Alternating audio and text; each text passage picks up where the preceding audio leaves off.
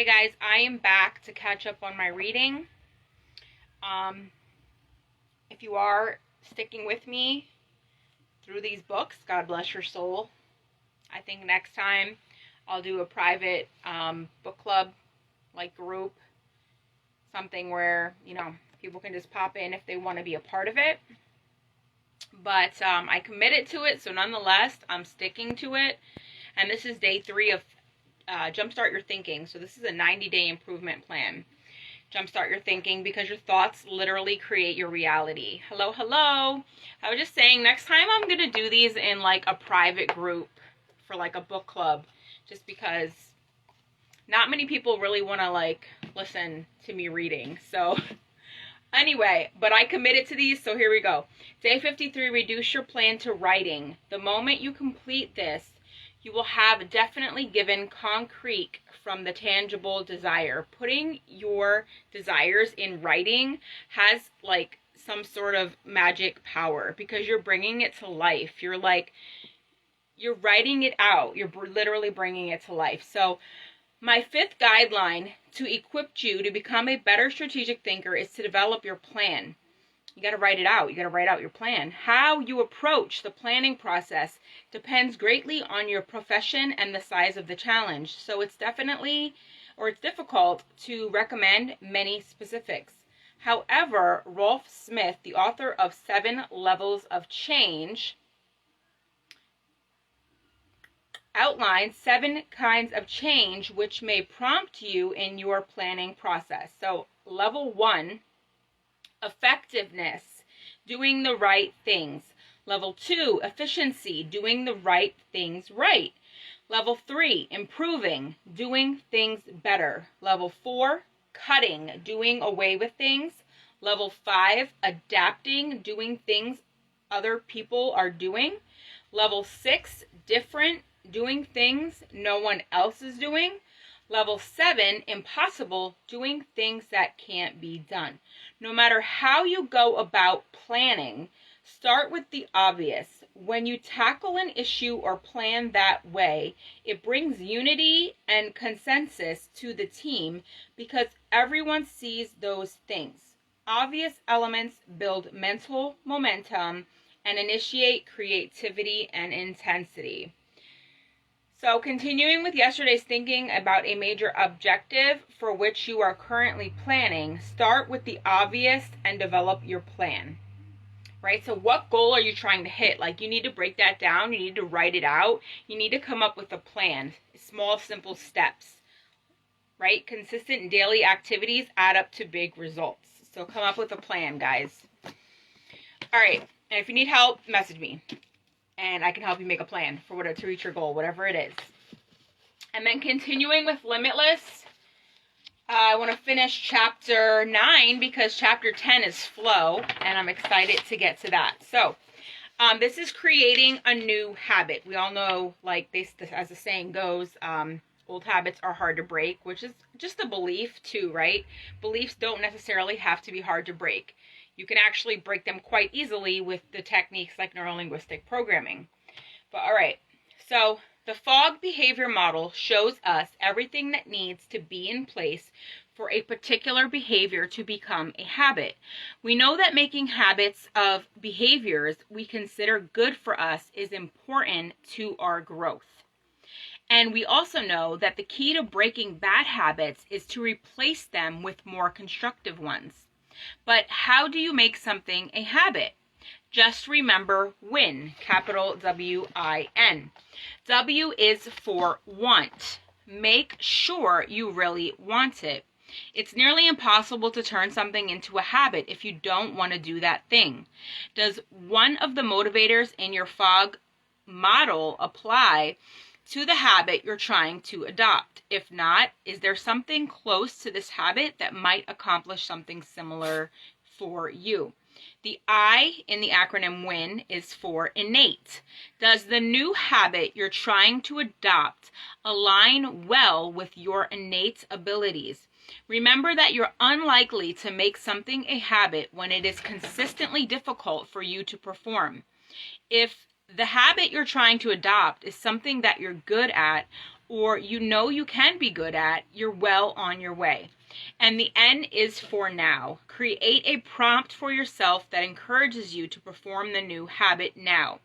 This can be anything from a reminder on your phone to placing something in your office that makes you remember to set aside time to do what you're setting out to do. Growing your life one habit at a time. In case you're still wondering how much of an effect establishing good habits can have on your life, let me share a story about one of our clients. Zing suffered from schizophrenia and depression.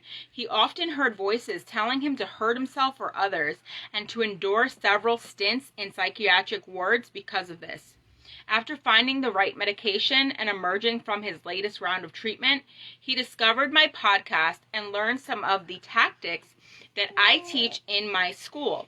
Hi, baby. He started listening on a regular basis and where was I? Participated in the quick challenge. I did that quick challenge. I actually have the videos on Facebook. On YouTube. So, lately, the quick challenge was a series of exercises I take people through to introduce novelty to their thinking and therefore keep their brains tuned for learning. I'll drop the links in the comments for my YouTube videos that I did on that quick challenge. So it breaks it down and you can definitely watch it if you want to. So growing your life, wait, where was I? I already read that. At first, this was hard for Zing, but he focused on doing just 2 particular challenges. Mom. Listen, brushing his teeth with his opposite hand and taking a cold shower every morning. He increased his time under the cold water by 1 minute each week. Not right now, baby. Not right now. He increased it by 1 minute. Where was I? Each week, and in doing so, discovered that being able to do something hard, like standing under freezing cold water for several minutes each morning, made him realize that there were areas in his life in which he was fighting for his limitations. Building from these quick challenge experiences, he started applying what he was learning about habits and behavior change to other areas. So Zing's life improved dramatically. He took his driver's license test and passed. He changed his diet, cut out sugary drinks, and started taking a 5-minute jog in the park every morning. Okay, baby, as soon as I'm done. He started reading books, the first being Mindset by Carol Dweck. Like, for me, I always used to be like, I'm not a reader. I don't like reading. And look at me now. Like, it took me 4 years to read Dan Brown's The Inferno, and I've read like 10 books this year. Okay, so you start little by little. A page a day, even a page a day will take you a long way, right? So, building from these quick challenge experiences, he started applying what he was learning about habits and behavior changes to other areas. So, his life improved dramatically. I said he got his license. He started reading. He listened to barbecue music to pace his reading and distract himself from hallucinations, because this guy was like in a mental hospital. It took him a month to finish the book, but when he did, he felt a sense of confidence he never had before. Trips to the library became a regular thing. Zing had even taken his learning to the next level and enrolled in computer science classes at a local college. And the best part is that he now believes he is a lifelong learner. Are you a lifelong learner? No. I am. You're not a lifelong learner? Yes, you are. You may think that because of all your past failed attempts to change your habits and routines, you're doomed to failure forever. But Zing's story shows that by changing just 1 or 2 small habits in your day, incredible progress can follow. Something as simple as brushing your teeth with the opposite hand can be the start to an entirely new way of life, okay? So establishing a morning routine. This is so important. Your morning set the tone for your entire day. So Why is the morning routine so important? I strongly believe that if you jumpstart your day by jumpstarting your brain with a series of simple activities, you have a huge advantage. In addition, if you set up winning routines early in the day, you can benefit from what Tony Robbins calls the science of momentum. The notion that once you set accomplishment in motion, you can keep it in motion with much less effort than if you were trying to accomplish something from a standing start. I have carefully, yes, baby.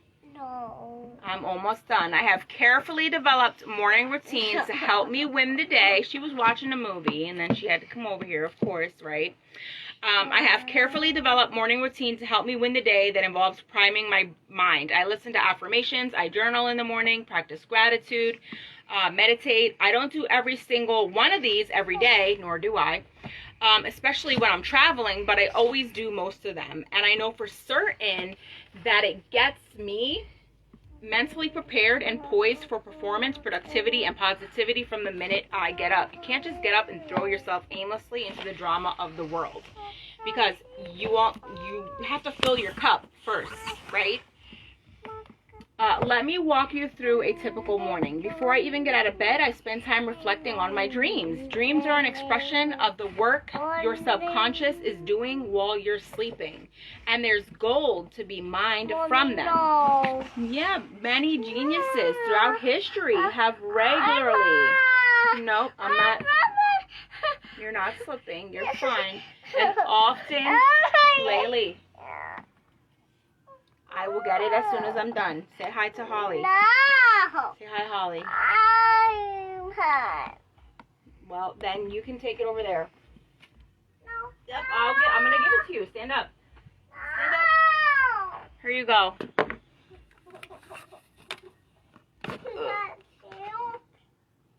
Here.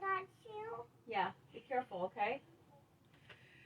Oh my gosh, and I'm like hot right here. The heat is literally blowing right out from under my desk.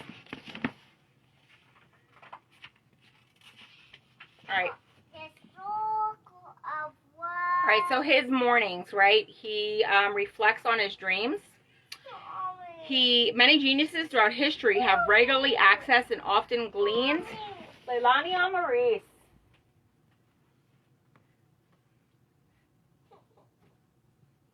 I'm going to kick your butt, girl. No. I'm going to kick her butt. No. Yeah, seriously. No. Alright, so he reflects on his dreams.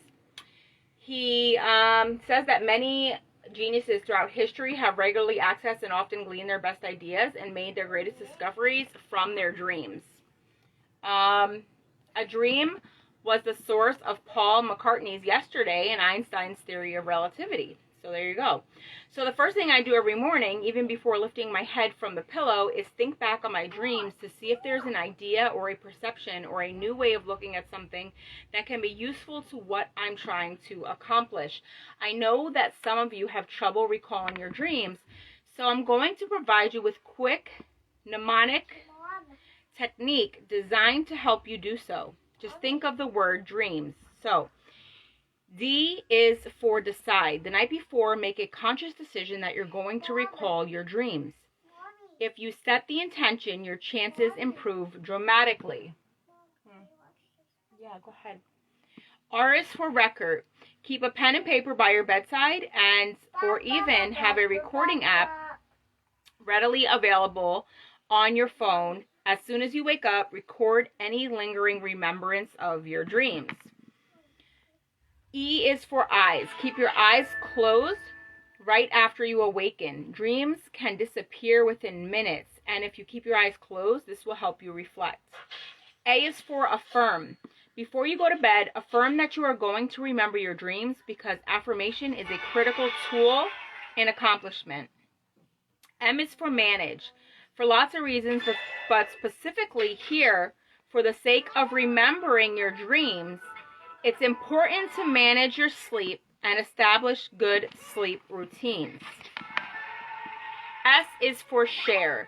Talk about your dreams with others. When you do so, you bring them more and more to the surface, and you develop the routine of tapping into your dreams so you can discuss them later. The first thing I do after I get out of bed is to make my bed. This is a success habit. My first accomplishment of the day, make your bed. It's an easy win, and it has the added advantage of making my bedtime more pleasant because it's always nicer to return that night to a bed that's made. It's why in the military they train you to make your bed first thing in the morning because it sets you up to be excellent at everything you do. After that, I have a tall glass of water. Morning elixir, water, sea salt, pink Himalayan salt, and lemon juice. It's so good. It rehydrates you, all your electrolytes, all the things that you lose. You wake up dehydrated. Don't start with coffee when you wake up. Always have water before your coffee. Hydration is so important first thing in the morning because our bodies lose a lot of water while we sleep through the simple act of breathing, right? Remember, our brains are approximately 75% water. So if we're going to fire up our brains, we need to be well hydrated. I always have a glass of celery juice, which boosts the immune system, helps flush toxins from the liver, and helps restore the adrenal glands. I have Organifi green juice. Has all kinds of good stuff in it. I drink that. I also have a couple different ones, and I also make my own juice occasionally as well. But hat tip from Anthony Wabrodo, that's not important. Right after this, I'll take my probiotics to make sure my second brain is getting what it needs. Do you take probiotics? I take my prenatals after I eat. Then I brush my teeth with my opposite hand. I do this to train my brain to do difficult things because it stimulates a different part of your brain. I'm going to start brushing my teeth with the opposite hand. And because it forces you to be present, I can't be doing another thing in order to do this well. Then I do a 3-minute workout. 3 minutes only? This is not my full workout, but I want to get my heart rate up first thing in the morning. Drop down and give me 20. And as it helps with sleep and weight management and with oxygenation to the brain. Yeah, you do need to get moving in the morning and stretch. Stretching is so important in the morning. Once I'm finished with that, I take a cold shower. God, Raul keeps telling me about these dang cold showers too. I'm sure some of you will cringe at the idea of starting the day pummeling yourself with cold water. Yeah, not my thing. But cold therapies of this type do a great job of resetting the nervous system and have the added benefit of helping manage inflammation. All right, we're almost through this one. So when I'm out of the shower, I go through a series of breathing exercises to fully oxygenate my body. Then I do about 20 minutes of meditation to give me a clear mind as I enter the day. The process I use, Ziva Meditation, was developed by my meditation coach, Emily Fletcher. Check her out on Mind Valley.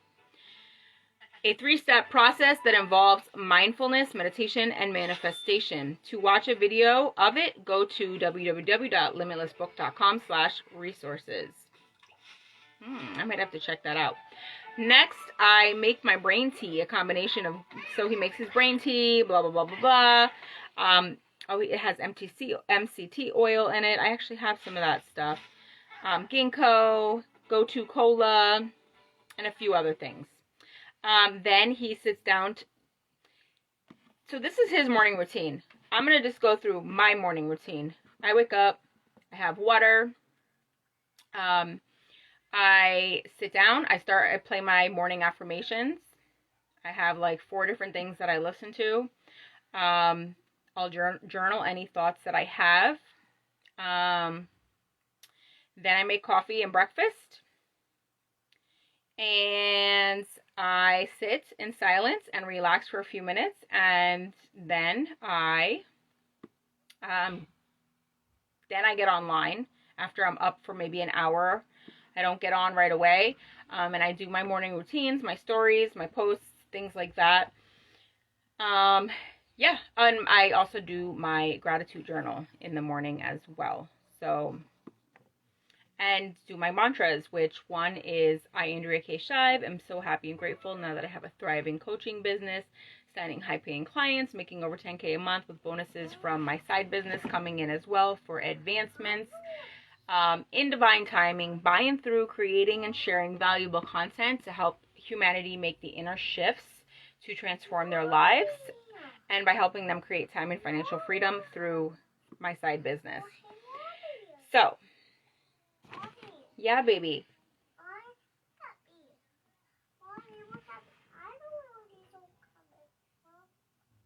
I know too.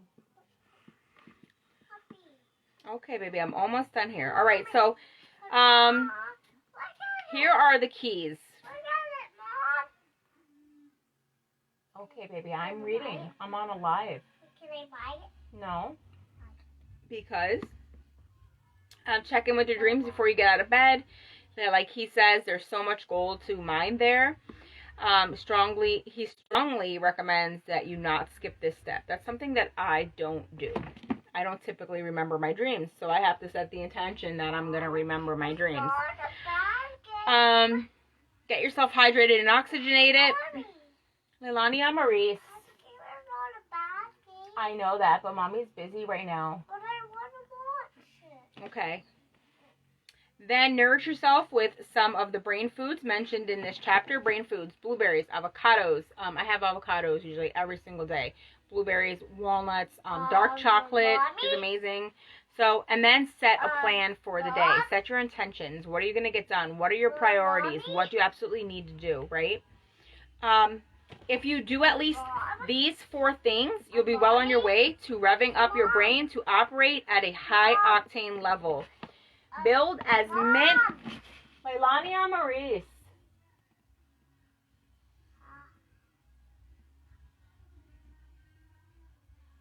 Seriously? No, I'm not done. Don't call me again until I'm finished, please. This girl. So doing these things in the morning is extremely important, right? He can't stress it enough how much of an impact getting your day off to the right start has on how your day goes for you overall. So talking about morning routine and how important it is, right? So what is your morning routine like? Create your new morning routine. Remember, it doesn't have to be a lot. Even a simple 3-step routine can help you jumpstart your morning. What are 3 things you will always do when you first wake up to set your day to win? Write them down. And so I drink water, do gratitude, and listen to my affirmations. Boom. Before we move on, none of us will be able to live without habits. Of course, consciously working to bring constructive new habits into your life and to replace bad habits with better ones will take your superpowers to a new level. Before you move on to the next chapter, here are a few things to do. Boost your understanding of the habit loop by thinking about the 4 components of some of your most common habits, like making your breakfast or taking the dog for a walk.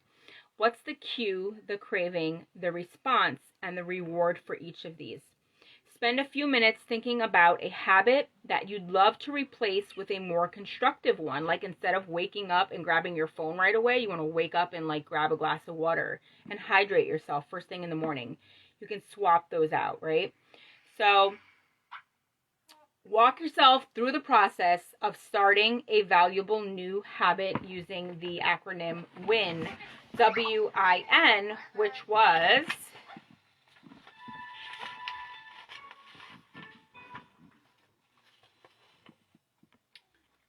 Where is it? Oh, so W is for want. You got to make sure that you really want this new habit.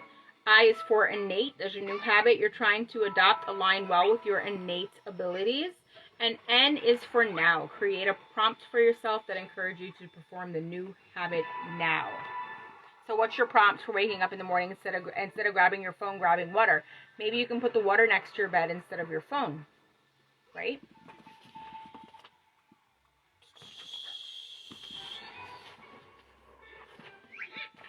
All right, that's it, guys. So to put it another way, oh, no, never mind. Flow is chapter 10, which I'll probably jump in tomorrow because I'm going to be on later to do card readings.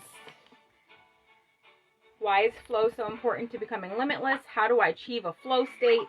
What are the key enemies of flow? That should be super exciting to get into. We got 1, 2, 3, 4, 5. Oh, that's pretty short. I don't know. But I'm off this for now, y'all. Truth, love, and light. Freaking namaste, guys. Bye.